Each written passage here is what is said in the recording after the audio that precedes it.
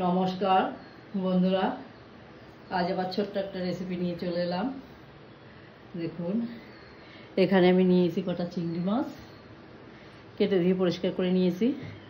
আর এখানে আছে আমি কচি কচি বুনো আমড়া, এই আমড়াগুলোকে আমরা বুনো আমড়া বলি। বুনো আমড়া কেটে নিয়েছি। এই বুনো আমড়া দিয়ে আজকে খুব চিংড়ি মাছ দিয়ে খুব সুন্দর একটা রেসিপি করব।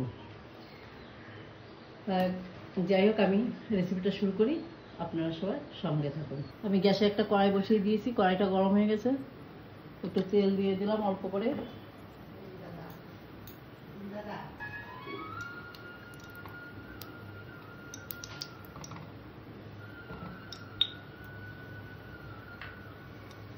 তেলটা গরম হয়ে গেছে, আমি দিয়ে দিলাম চিংড়ি মাছ কটা,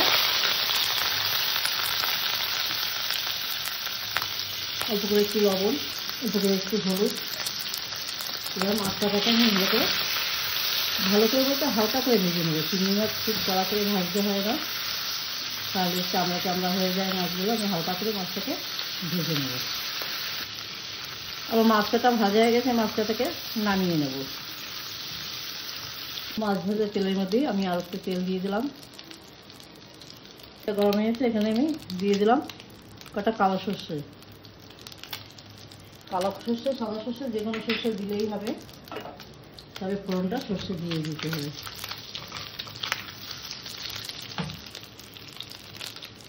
কাঁচা লঙ্কা চেরা,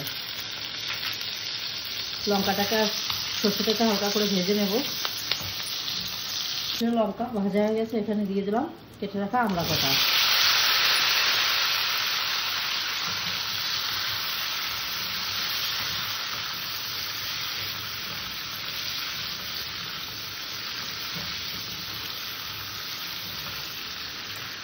স্বাদ অনুযায়ী লবণ দিয়ে দিলাম, পরিমাণ মতো হলুদ দিয়ে দিলাম,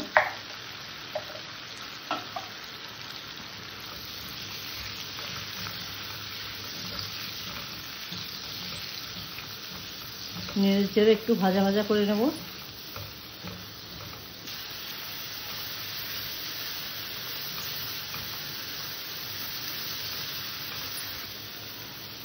আমার আমড়া গলে গিয়েছে। এবার এখানে আমি ভেজে রাখা চিংড়ি মাছ কাটা দিয়ে দিলাম। তাহলে রান্নার সময় গ্যাসটা ছোটো করে দিয়ে রান্না করতে হবে, কেন আমড়াটা তো জল ছাড়া সেদ্ধ হবে, যেহেতু এটাকে হালকা জালে সেদ্ধ করতে হবে। বেশি জালটা বড় করে জাল দিলে পরে হবে কি, আমড়াটা পুড়ে যাবে, ভিতর থেকে সেদ্ধ হবে না। দেখুন আমার আমড়া অটোমেটিক ঘুটে গেছে, নাড়া যাচ্ছে না।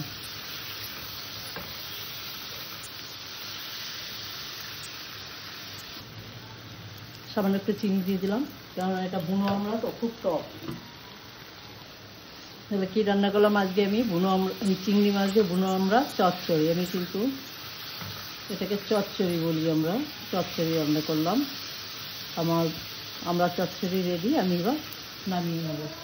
আমার আজকের রেসিপি ছিল চিংড়ি মাছ দিয়ে বুনো আমড়া চচ্চড়ি।